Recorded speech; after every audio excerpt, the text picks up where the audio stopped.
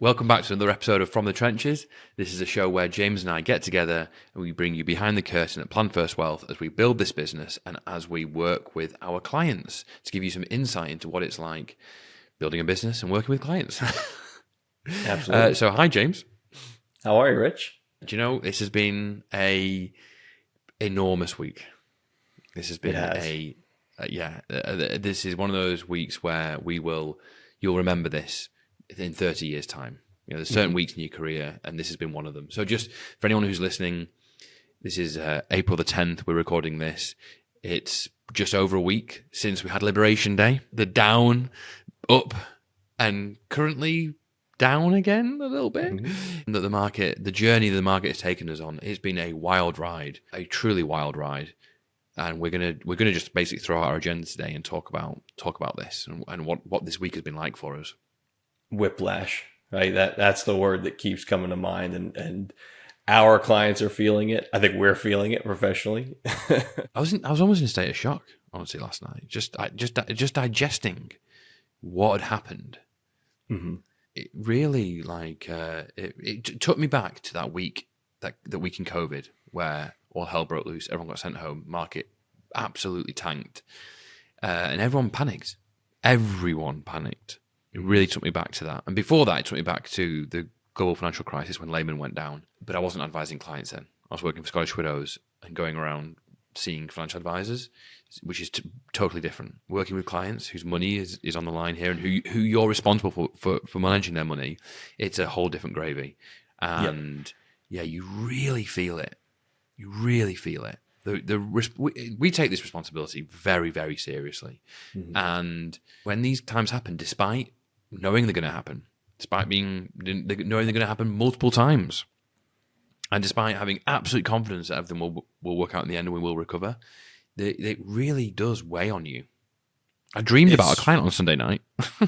It's hard. That was someone that was investing, right, over the weekend. It was someone who we'd got some cash that there was a great opportunity. I'd advised them to invest some of it, and I know I'd done the right thing. Bigger picture, I know I had, and yet on Sunday night, I had a dream about them investing their money. We'll talk about the emotional side of things, right? And that is chiefly what we work through, right? What our clients, we're there to talk with our clients through periods of uncertainty like this and pretty extreme uncertainty, right? Just taking a step back, obviously the S&P dropped 12% in 4 days, one of the largest routes since World War II. People notice that, right? When it starts to hit the mainstream medium, obviously, we're looking at headlines on financial websites and reading about this as it happens. But when you start hearing, Joe down the street ask you, should I be selling out, or friends or family members coming to you and saying, pure panic, right? It's like you see the whites of their eyes, and it's hard not to empathize with that being in our position, right? That's part of what we need to do, is bear some of that emotional weight while also retaining some level of rationality and a plan going forward to help people get through this, white knuckle or not, right? And that's kind of key, is looking beyond this immediate turmoil to what comes next and what does my plan suggest I should be doing at a time like this. Did you get the texts and calls from family? I did. I absolutely did. Yep. And people that I would say are normally fairly stalwart and come to me for, advice here and there, and I try to help where I can. But even people who historically have been pretty relaxed and take a broader view of things are feeling it, which is understandable, right? It is in some ways unprecedented. You never want to say this time is different because, of course, each shock, economic or otherwise, is different in its own way, but we know the outcomes are the same and we have confidence in that. Yeah, no, I've had texts and calls as well, and there's a couple of people who I know I know it's like a signal for me. Yeah, I know. It's reached a fever pitch, and I got those on Wednesday morning, right before, just before. Surprisingly, the last time, I don't know if you got this, I'm reminded of the SVB bank collapse. Yeah. I was getting texts and concerns and calls then, which in retrospect feels like an overreaction, right? Obviously, with the benefit of hindsight, That didn't turn out to be a larger banking crisis. But in the moment, no one is to know that, right? We don't know what that next step is. And that kind of uncertainty is what generates this. It's pure lizard brain, primitive anxiety, fear. And it's understandable. It's completely valid. It's absolutely understandable, but it's also so dangerous. And I've been spending a lot of time on Reddit actually recently, and I've been finding that quite helpful because you realize everyone's going through the same thing. You also realize that good advisors really, really care, and it weighs on them. There was a guy last night, I assume it's a guy, it could be a girl, agonizing. A $20 million client had gone to cash. I don't know if it was the whole portfolio the day before, the huge rally of Wednesday. And this guy girl was just agonizing over, did I do enough? And they went, there was a whole story behind it. They tried multiple times to save this person from going to cash. And eventually they were insisted. And we are advisors. We're not dictators, we're advisors. And ultimately we have to take direction. And this person, this big account had gone to cash the day before the rally yesterday. And this person was just in bits about it. And I can tell you from the COVID crash, we were sufficiently small then that we could call every client, and we did. And one of my clients went to cash. And I did everything I could to talk him out of it. And this guy is really smart, really sophisticated, very, very successful. And he just said to me, Richard, this is different. Stop. He basically just said, stop. I don't want to hear it. Yeah, it's different. And he listed all the reasons why it was different. And he was right. And he said, I'm telling you right now, this is what I want to do. Go and do it. And I had no choice. I went to do it. And obviously, we know what happened afterwards. And at the time I was emailing out weekly, and my weekly emails would say, this is why we don't buy it, this is why we don't time the market, stay with it, etc., etc. And at some point later on he said to me, I feel like every one of these emails is targeted at me. And he said it friendly, because we got back in the market pretty soon actually, which is another important point. But he did miss out. He crystallized a loss he didn't crystallize, and he got back in when it was substantially higher. And the reason I'm telling you this story is, that's one client out of all the clients we've got. And I will remember this to the day I die. It stays with you. It's a fail. It feels like a failure.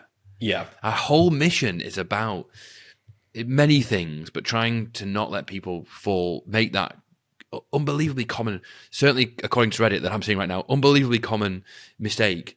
And we failed. And I still feel it 5 years on. And I feel it going into this one because I don't want another failure on my hands.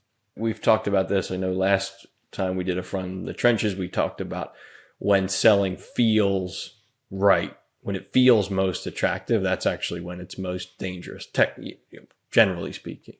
So it's a threshold of pain, right? And sometimes people cross that threshold and they are screaming for relief. I mean, they want it to end.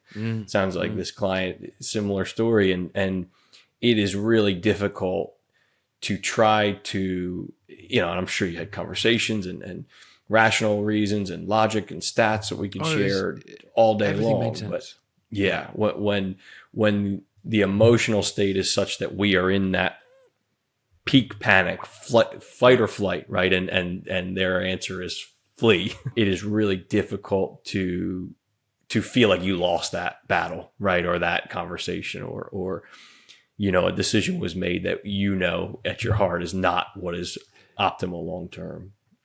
Do you know what, James? This feels like the right time to bring. We had our biggest fan left us a comment on YouTube recently. And I'll read it out to you. I think this is in response to one of our clips, not the full podcast, one of our longer clips. Worst podcast I've heard in a while. No data or anything. Like two emotional girls talking. It's sort of impressive to be the worst one. That's the worst ever. In a while, good. Sorry, in a while. I should say, maybe it's not that bad. So the reason I share that right now is, well, first of all, just a point of order. In the actual clip he's talking about, we literally quote from a JP Morgan study.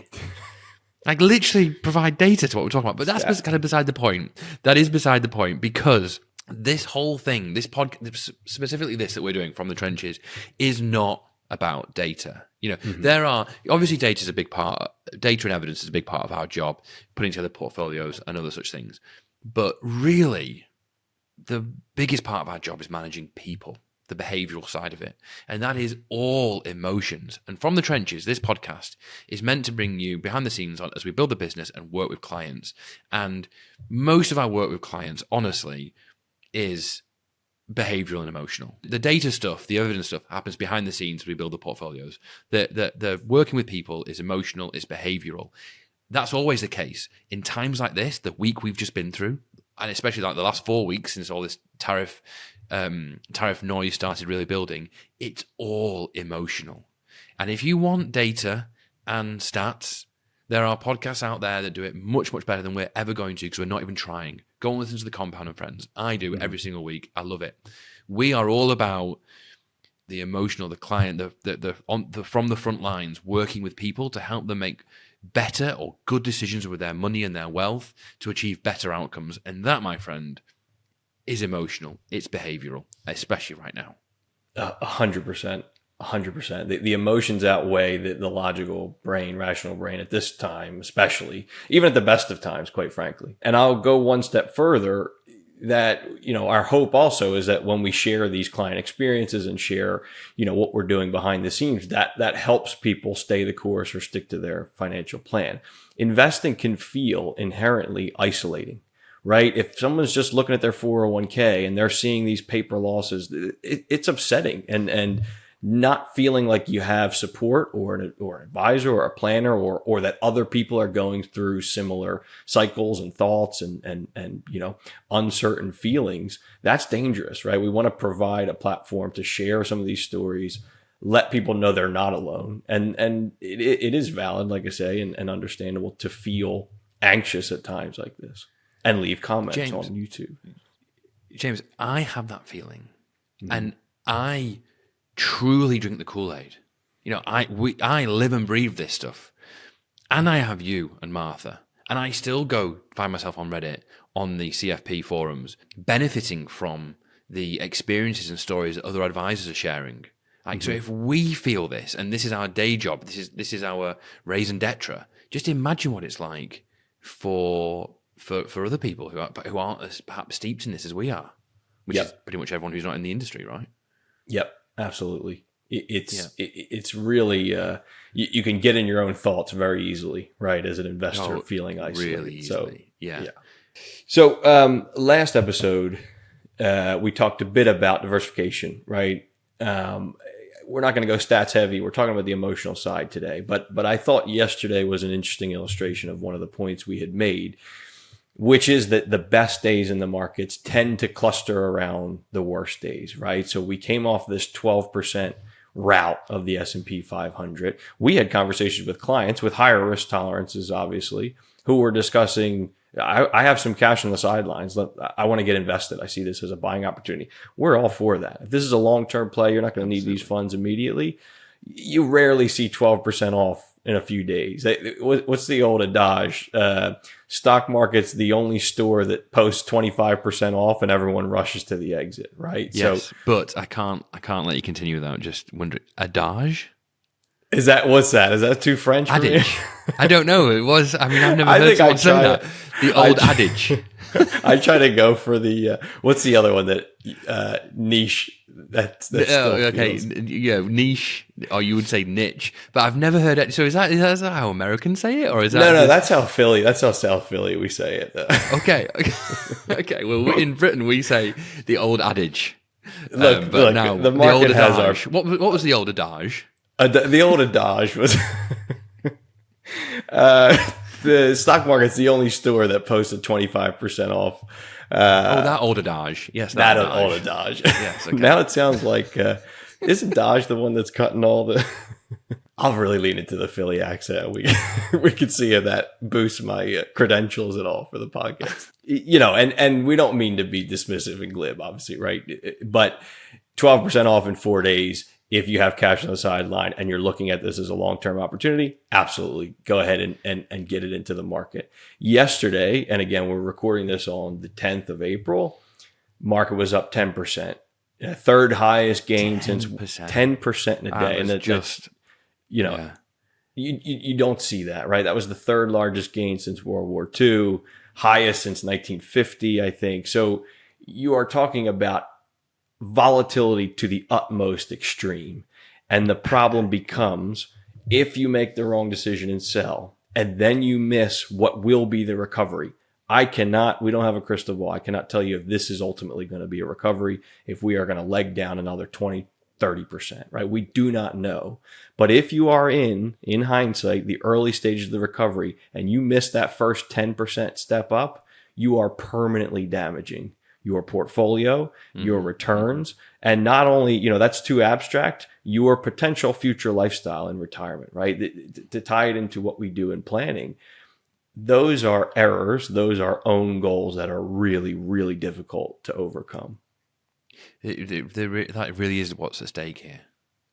People just think we're talking about the stock market, as you say, it's all very abstract, but it really, at our level, we're talking about people's futures, their future lifestyles. And I think that's why it weighs so heavy. But it's really hard because everything is screaming, protect myself, take action. We all want to take action. That's how we're hardwired. And there are things you can do, right? Not saying time the market, not saying go to cash and then panic, but there are actions you can take at a time like this when it's top of mind for everyone to feel better going forward or to start to implement a plan. Number one, like I mentioned, we're beating this horse about diversification, but if you are someone who is DIYing your investments or looks at your 401k once every 5 years, maybe it is time to take a look and see where you're overexposed. Do your investments reflect your own risk tolerance, which can be a difficult question, right? Until you get a test like this. Ensure that your investments are aligned and make you comfortable in such a way that you won't panic. And also, we've talked about the mechanism of rebalancing, but tax loss harvesting as well. If you have a taxable brokerage account, if you are dealing with different tax vehicles going into retirement, right? Maybe you have a mix of Roth accounts, pre-tax accounts, and taxable brokerage. You should be doing your utmost to ensure that your after-tax return is as high as it can be. And there are different strategies there. Tax loss harvesting is one, certainly that you'll see in the headlines and people talk about. It's something we implement systematically for our clients.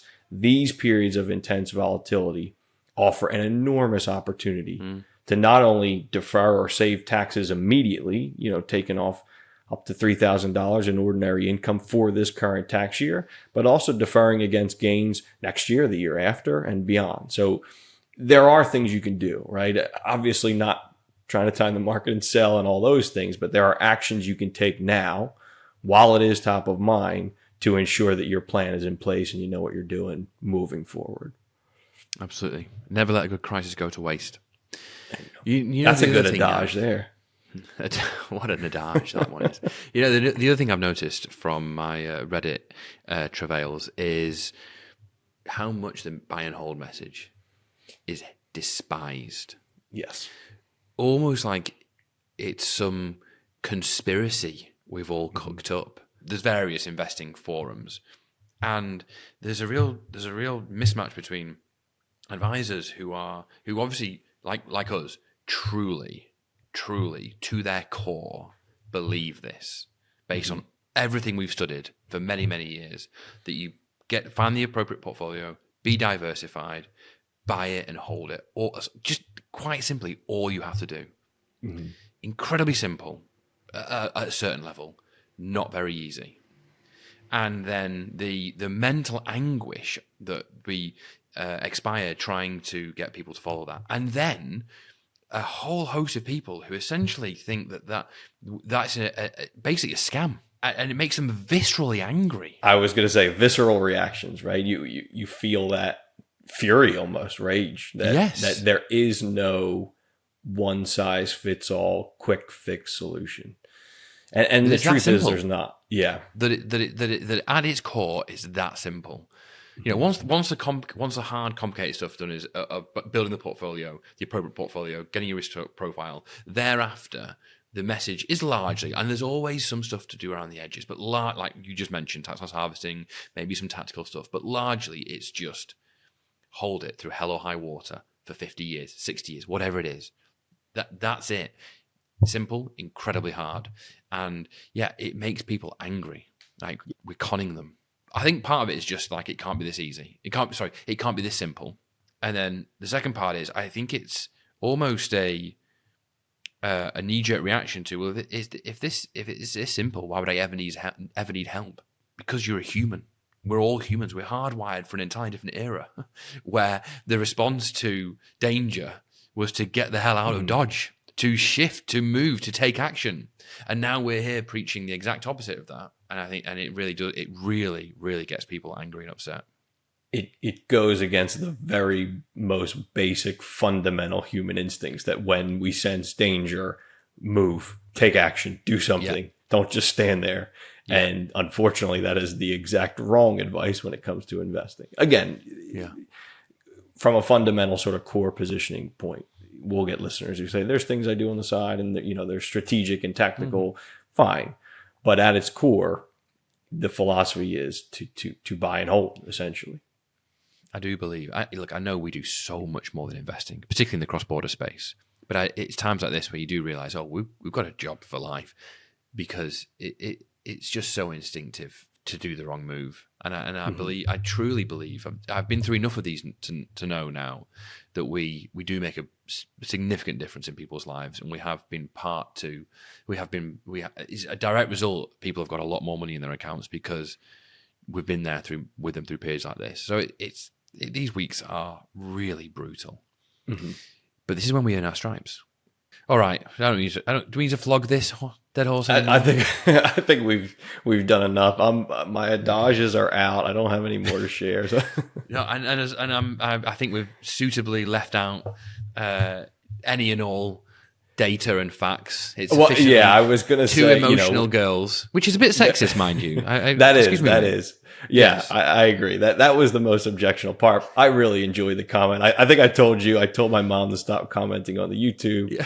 She won't listen. A quick stat so that we're not getting these comments, right? Or that we're appeasing the people who want the stat. And I shared this last time, but I do think this is pretty striking. We talked about Compound and Friends, very investment heavy. We really are fans of what they do over there. Callie Cox has a newsletter, part of their team. In the past 20 years, if you sold on a 2% down day, now we've just gone on about 4 or 5 of those, right, the past week. If you waited 2 weeks, just giving you an idea of how quickly reversals can happen, you miss out on a third of your total gains. I know I shared that last time, but I think that's a really striking picture of you sell out, you panic, you get back in 2 weeks later. That's how quickly you can get back in and be re-exposed to the market. You've cut your gains by a third. Stunning. Yeah. Get out of here with your stats and yeah, that's it, James. I'm only here for adages. Go back to Gavin. Yeah, right. Listen, before we wrap up, are you anything you're watching, reading, consuming now of interest? Pick and mix. You know what? I was struggling. I don't know if it was the mental, the toll this week of the stress and feeling our clients going through this uncertainty. I have been through a run, and I'm curious to hear if you have these. I've read about 3 or 4 fiction books in the past month. All of them have been complete duds, and I tell myself I'll just not finish. I struggle with that. I try to force my way through, and you're never glad you did. Like halfway through a book, if you think maybe it gets better towards the end, it doesn't usually. And I don't want to end on a sour note, so I'm not going to name what it was, but yeah, just 3 or 4 in a row that really I was frustrated by. So instead, White Lotus. Oh, I've not watched it yet. No spoilers, please. No spoilers. Waited for all episodes to drop before hitting it. So I'm not going to say any spoilers. I'm not even going to say my feeling on the season, but I'll say this.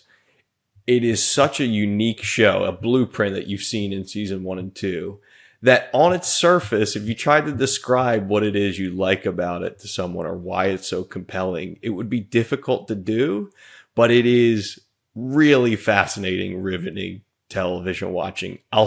Again, no spoilers. There is a cameo by a fairly high profile Hollywood actor. I had no idea this person was in the show.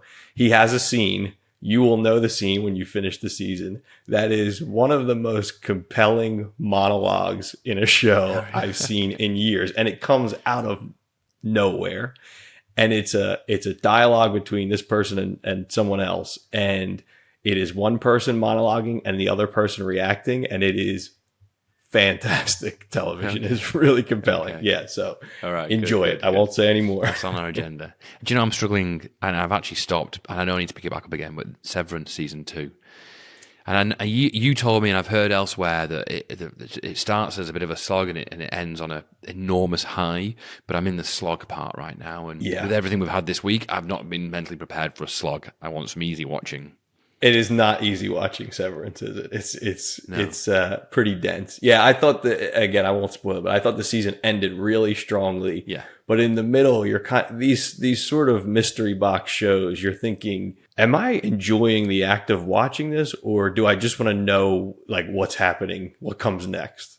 And yes, and I've got to be, I'm right in the middle, and I'm kind of like not really enjoying it, but like you not wanting to put the book down, I want to find out what happens at the end. Sunk cost fallacy, right? Sunk cost fallacy, yeah. I almost said sunk cost fallacy there. I'm really struggling pronouncing today. It's the week we've had, my friend. It's the week we've had. All right, so we will get back together in 4 weeks. So since we did our last one, the last time we did this, the market was already down 10%. He was making noises about tariffs. And then in the 4 weeks since then, boy, oh boy. Did we get tariffs? It's ratchet. Yeah, did we get tariffs? Well, we got tariffs for about 6 hours. And this whole thing's about China, let's be honest. But anyway, we're not going there. I wonder where we're going to be in 4 weeks' time, mate. We will see. Really, right. Yeah. We will see. Yes. I know we end with this little button of, check us out on YouTube. We don't usually say to subscribe through Apple Podcasts or wherever you listen to podcasts. And if you can, give us a 5-star rating. It really does help with Apple's algorithm. As much as we love the stunning, glowing YouTube comments we get, that rating, 5 stars, really helps out. Again, thank you, Simon. Yes. But yeah, please go subscribe. Give us a rating or review. We appreciate it. Thanks all for listening. See you in 4 weeks.